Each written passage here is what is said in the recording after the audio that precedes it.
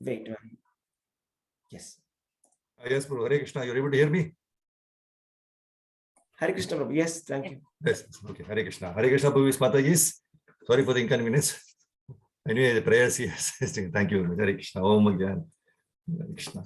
So today we'll be continuing with the second chapter. It is known as Contents of the Gita summarized. And the 7th verse. That's one of the most important verses which we'll be learning today. So let's recite the verse. Karpaniya dosho pahata svabhavaha prachami tvam dharma sammudachetaha yashreyasyanischitam bruhitanme shishyaste hamshadi mam tvam prapannam. The translation. Arjuna is telling, now I am confused about my duty and have lost all composure because of my miserly weakness. In this condition, I am asking you to tell me for certain what is best for me. Now I am your disciple and a soul surrendered unto you. Please instruct me. So in the previous verse, yesterday's 6th verse, Arjuna was telling, nor do we know which is better, conquering them or being conquered by them.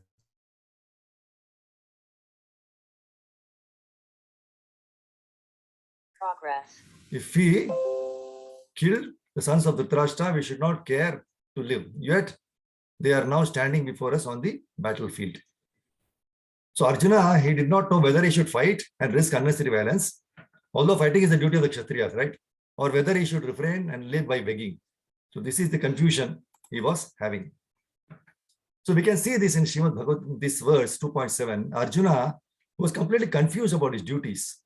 He surrendered to Krishna and asked Krishna to tell what is best for him. Yat shreyasya nishchitam bruhi tanme. Shishyaste aham shadi mam tvam prapannam. So Lord Krishna could have, Lord Krishna, he could have immediately told Arjuna, the best thing for him is to fight and thus close the whole issue. And if Krishna had told like that, then we will all be unfortunate because we will not be having Bhagavad Gita for our guidance. So Lord Krishna, out of his unlimited compassion for all the conditioned souls, he gave so many wonderful verses in Bhagavad Gita as transcendental instructions. So we find that any conversation between great souls is always for the eternal benefit of the living entities. Never was it for their personal gain or profit. In our case, we will never open our mouth to a person if we are not getting some personal benefit out of it, right? Is there anything for me? So in Mahabharata also we find that Maharaj Yudhishthira approached to Bhishma Deva, who was lying on the bed of arrows, and posed him a very nice question. So very few questions. What are the questions? Who is the one and only deity in the world? What is also the sole supreme ultimate goal? By praising and worshipping whom will we achieve all that is auspicious? Which is the dharma that is considered by you as the highest? By repeating which one can obtain relief from the bondage of birth and the worldly ties. So in reply, Bhishma Deva says, the one who is ever engaged in meditating, worshipping and praising with 1,000 names of the Lord of the universe, the God of gods, the endless supreme person of Godhead, he transcends all grief. See, considering the precarious position in which Bhishma Deva was lying on the bed of arrows, he could have just stopped with his answer. And we also find that Yudhishthira never asked Bhishma to list out all the transcendental names with which we have to glorify the Lord. Even though this was not asked for, Bhishma Deva considered it necessary to recite the Vishnu Sahasranama so that even today so many living entities are chanting these names and getting eternal benefit. So just like Bhishma Deva, even Srila Prabhupada during his final days in the material world, he wanted to give the transcendental knowledge of Srimad Bhagavatam for the benefit of all the souls rotting here. And he dictated the transcendental purpose even during the last phase. So this prayer, that is this 2.7, this verse from Arjuna, this is a prayer, and we have to offer to our Guru every day and in every step we take in our life. When we approach our Guru, and if they don't have any Guru, at least Surya Prabhu will be Guru. In this, we should approach them in this proper mood, accepting two things. One, I am confused about my duty. Two, I have lost all composure because of my miserly weakness. Then they will give us the proper guidance. See, many times we make the mistake that we may get guidance for one situation, and then when another almost similar situation arises in the future, we thinking ourselves as intelligent enough, try to apply the same solution which was given earlier without the guidance from the spiritual master, and that will not work. So it is very important that we approach the spiritual master, Guru, in every step. This is very wonderfully shown in the pages of Srimad Bhagavatam. Let us see a few examples.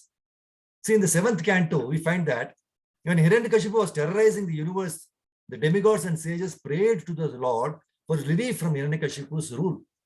And in response to their prayers, Lord replies to in Bhagavatam 7:426. What does he say? He says, I know all about the activities of Hiranyakashipu and shall surely stop them very soon. What he says, please wait patiently until that time. See another example, when the elephant Gajendra called out to the Lord, this very Lord who is asking the demigods to wait patiently for the right time was so anxious to rescue Gajendra immediately that he rejected the sandals offered by the military commander. He literally dragged Garuda, being unsatisfied with Garuda's speed. Actually, nothing can be compared to the speed of Garuda. And this made the devotees offer obeisances not to the Lord, but to the swift departure and speed of the Lord. Bhagavatas Turai Namaha. So this is inconceivable for us. The Lord has so many purposes to be accomplished by a single activity. And before speaking this verse, asking the demigods to wait for the time, the Lord assures all good fortune to them. Badram astu vaha. And hence it is very, very imperative that we follow the Lord's instructions for our own good fortune. Another point, and in the 8th canto, we see that the demigods, having been cursed by Durvasa Muni, they were defeated in battle by the Asuras. And when the demigods were deprived of the heavenly kingdom, they offered prayers to the Lord, and the Lord replies in 8:619, as long as you are not flourishing, you should make a truce with the demons and Asuras, who are now being favored by time. So it is again really amazing, to see that the Lord is advising demigods to make truce with the enemies and saying that the demons are favored by time. And he advocates the demigods to be peaceful and patient and not become anxious and agitated. And here again, before saying this, the Lord assures that his instructions will be good, bring good fortune to them. Shreyo va syat. So the demigods implicitly followed these instructions. And the results are there for us to see that they were ultimately blessed with the nectar. See, the Lord orchestrates the events in such a way that we are blessed with the gift of maturity and refinement in the course of following the instructions. So what we have to do, just patiently and peacefully wait for the time, for the solutions to come for the problems. Always have complete faith in the Lord, Krishna. And Krishna will sort out the problems at the right time. So let us all always remember Srila Prabhupada, who says in this purport of 2.7, by nature's own way, the complete system of material activities is a source of perplexity for everyone. In every step, there is perplexity. And therefore, it behooves one to approach a bona fide spiritual master who can give one proper guidance for executing the purpose of life. Srila Prabhupada, he writes in the purport of Bhagavad Gita 6th chapter 35th verse. He says, hearing of the transcendental activities of Lord Krishna is therefore the expert treatment for the mad mind. And eating the foodstuff offered to Krishna is the appropriate diet for the suffering patient. So this statement is a process of Krishna consciousness. So once Srila Prabhupada was asked by a reporter, why do you always claim that you are all pure and liberated? Prabhupada cautioned him saying, devotees never claim themselves of being superior. The only claim the devotee has is that he has put up his hands and admitted that he is sick and he is seeking admission in the hospital. That is all he is doing. Do not think that the devotees have no problems and they are Superman. The only difference between the man outside and the man in the temple is that the man in the temple has admitted himself as a patient in the hospital. He has diagnosed the disease, admitted it, and trying to get cured. So the man outside is also suffering, but he refuses to admit that he is suffering. We are all suffering patients in this world, and the good way to stop the suffering is to admit it. That's what Arjuna did here in the 2.7 verse. He admits. And this is the starting point of Arjuna's detachment. See, up to this point, all his arguments were only on the foundation of attachment. His arguments were based on acts of kindness, which was laced with attachment. And this is how we are triggered in the material world. So when Arjuna finally sat down before Krishna and he repented his attachment, What he is actually doing here is simply admitting his folly. And that is why he says humbly that I am now confused about my duty. So one should readily and genuinely admit before Krishna and the Guru that I am always confused and I am always losing my composure because of my miserly weaknesses of my heart. So Arjuna could only see his relatives and attachment. He never bothered to ask, what does Krishna want or Guru wants? Correct? So everything changes for a person who humbly admits before Krishna and Guru. Because Arjuna's heart opened, he really accepted that he is nothing. And he was ready to put aside his nature, his compassion, his arguments, everything. And he was ready to hear from Krishna. And this hearing is suitable practice. So on the platform of humility, which is expressed by admission of loss of composure and confusion, Arjuna was prepared to receive the message of Bhagavad Gita. And that is why Arjuna is victorious. He is not just victorious in the battle, but is victorious as a devotee.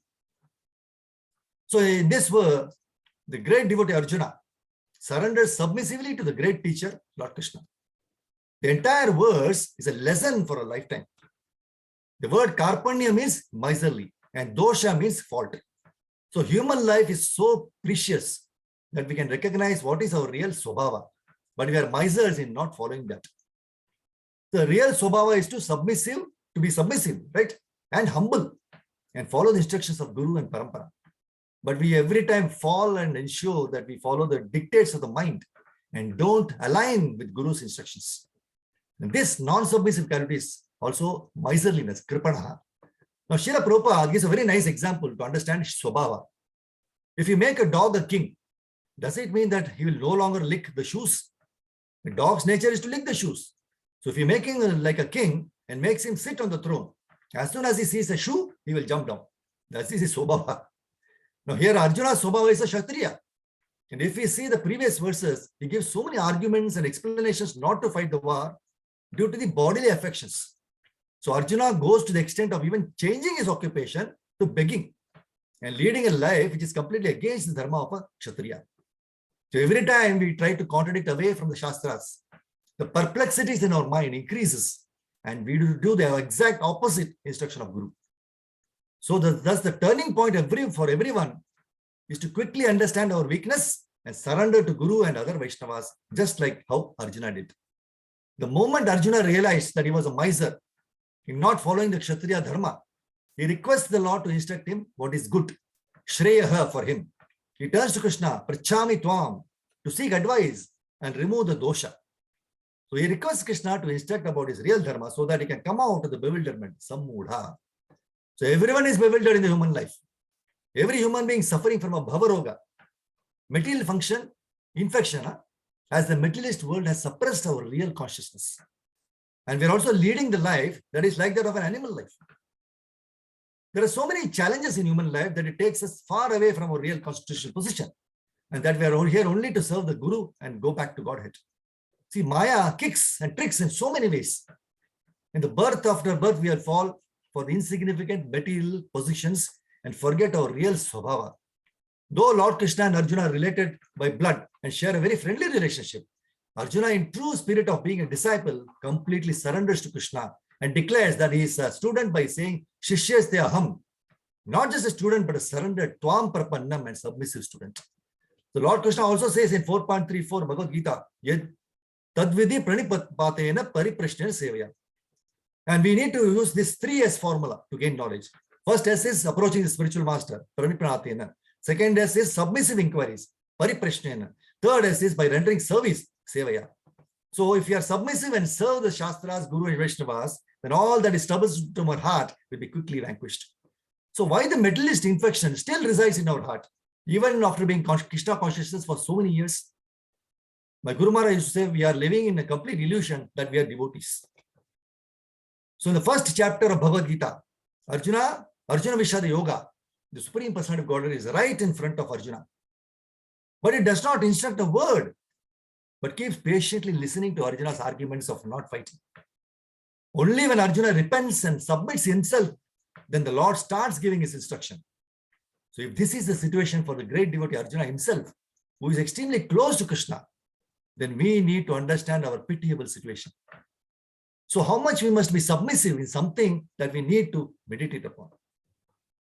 So we should really take the last paragraph of this purport in this 2.7 verse. Arjuna offers himself to Krishna as a disciple. He wants to stop friendly talks. Talks between the master and the disciple are serious. And now Arjuna wants to talk very seriously before this recognized spiritual master. Krishna is therefore the original spiritual master of the science of Bhagavad Gita. And Arjuna is the first disciple for understanding the Gita. How Arjuna understands the Bhagavad Gita is stated in the Gita itself. And yet, foolish mundane scholars explain that one need not submit to Krishna as a person, but to the unborn within Krishna. There is no difference between Krishna's within and without. And one who has no sense of this understanding is the greatest fool in trying to understand Bhagavad Gita. I stop here. Granthra Srimad Bhagavad Gita ki jai, Shri Prabhupada ki jai. Tagore Prem Hari Bol. Thank you very much for this. Hare Krishna. Vancha